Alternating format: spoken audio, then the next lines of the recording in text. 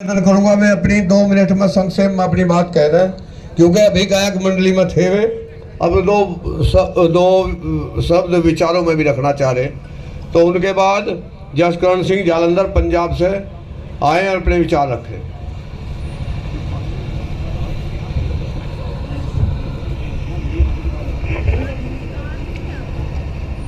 गाजीपुर किसान आंदोलन के मंच पर जो अनशन कर रहे हैं उन तमाम साथियों को मैं सलाम करता हूं और आप जो 70 दिनों से ज़्यादा यहां पे आंदोलन कर रहे हैं उनके आंदोलन को भी सलाम करता हूं। महाराष्ट्र के सारी जो जनता है, सारी युवा है, उनके तरफ से मैं एक संदेश लेकर आया हूं। वो 2 मिनट में हम सब आपके सामने रखने वाले हैं। जैसे भी गाने के जरिए हमने आपके सामने विचार रखे हैं। दोस्तों, मेरे हाथ में छत्रपति शिवाजी की यह तस्वीर है। आरएसएस या बीजेपी हो या मोदी जी के चमचे हो, इन्होंने छत्रपति शिवाजी महाराज जिनके साथ किसान जो थे कंधे से कंधा मिला के लड़ा करते थे अत्याचार के खिलाफ, उनको बदनाम करने की कोशिश इन्होंने पिछले कई सालों से की है। उसी तर्ज पर हमारे किसान भाइयों को भी बदनाम करने की ये कोशिश कर रहे हैं। छत्रपति शिवाजी महाराज जो थे, उन्होंने अपने सैनिकों के लिए आदेश निकाले थे। देश के एकमात्र राजा होंगे जिन्होंने सैनिकों को आदेश निकालकर कहा था कि खबरदार, अगर आप जो सैनिक जो है घोड़े पर सवार किसी भी किसानों के खेती से चलना नहीं है, अगर आपके घोड़े या आप चलकर खेती से चले, फसल तुड़ा के चले तो आपको दंडित किया जाएगा।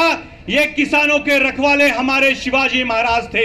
इनके लिए एक जोरदार घोषणा होनी चाहिए, छत्रपति शिवाजी महाराज की। दोस्तों, संत कबीर ने कहा है, गुरु गोविंद दो खड़े काके लागू पाए, बलिहारी गुरु आपने गोविंद दियो दिखाए।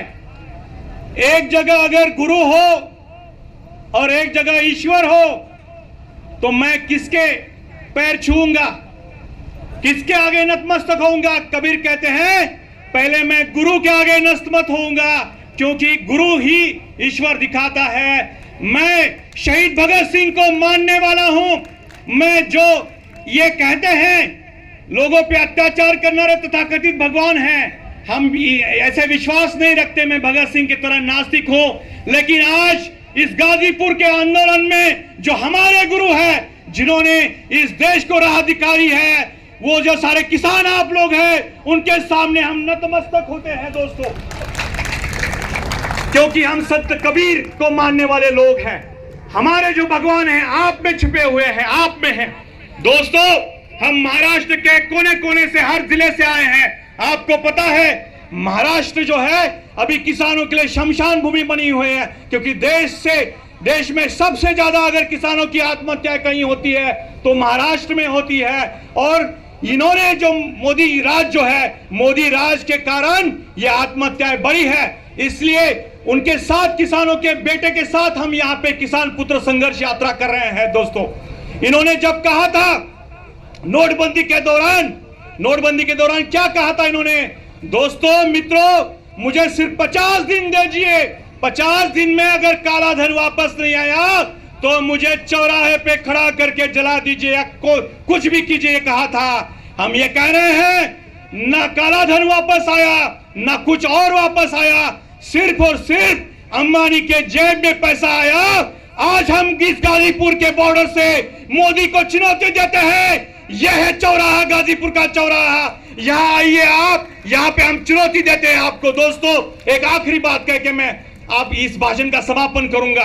आपने जैसे सुना है कि ये लोग महात्मा गांधी जी की विरासत को भी हमें से छीनना चाहते हैं, लेकिन महात्मा गांधी की विरासत हम है, खादी जी की विरासत हम है। लेकिन ये कहते हैं कि पहले चांदी के चमचे हुआ करते थे, अब चमचों की चांदी है।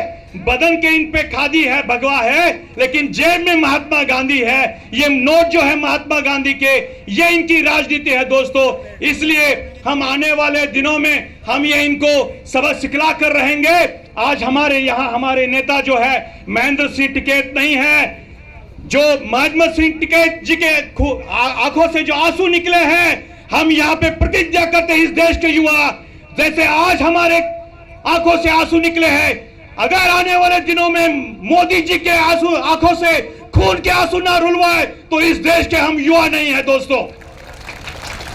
दुष्यंत कुमार ने कहा है, हो गई है पीर पर्वत सी पिघलनी चाहिए, इस हिमालय से कोई गंगा निकलनी चाहिए। सिर्फ हंगामा खड़ा करना हमारा मकसद नहीं, हमारी कोशिश है कि सूरत बदलनी चाहिए। तेरे सीने में सही, मेरे सीने में सही हो आग कहीं पे, मगर आग जलनी चाहिए, आग जलनी चाहिए दोस्तों। आखिर में हम आपने जो आंदोलन की चेतना जगाई है, सही मायने में ये देश के स्वतंत्रता का दूसरा आंदोलन है। हम ये चाहते हैं कि ये पवित्र गंगा है। हम उन लोगों का आह्वान करना चाहते हैं कि आपने इससे पहले भी पाप किए हैं, वो हम भूल जाएंगे। सभी को हम यहाँ पे न्योता देते हैं, इस पवित्र गंगा में आप नहा लीजिए, आपके पाप धुल जाएंगे। और किसान जो कृषि बिल है वो वापस लीजिए, या किसान बिल वापस होंगे, कृषि बिल वापस होंगे, या मोदी जी जो है गद्दी से हटाए जाएंगे। यही नारा लेकर आज हम यहाँ से जाएंगे दोस्तों। आखिर में एक नारा लगाता हूँ, आप थोड़ा हमें आवाज दीजिए। कौन बनाया हिंदुस्तान? भारत के मजदूर किसान। अरे कौन बनाया हिंदुस्तान? अरे कौन बनाया हिंदुस्तान? छत्रपति शिवाजी का महाराष्ट्र है, वैसे महात्मा फुले जी का महाराष्ट्र है, छत्रपति शाहू जी का है, अंबेडकर जी का है। वहां से हमारे साथ काफी नौजवान आए हैं, उनके लिए हम आप सबसे चाहते हैं कि उनके लिए जोरदार ताली बजाए। और हमें आगे आने वाले दिनों के लिए महाराष्ट्र जो है किसानों की एक तरह से शमशान भूमि बनी है, वहां पे एक किसानों के चेतना की फसल उगेगी। इतना आशीर्वाद दीजिए, इस आशीर्वाद की कामना करते हैं और हमारे यहाँ शब्द समाप्त करते हैं। इनकलाब जिंदाबाद, जय जवान। बहुत अच्छी बात।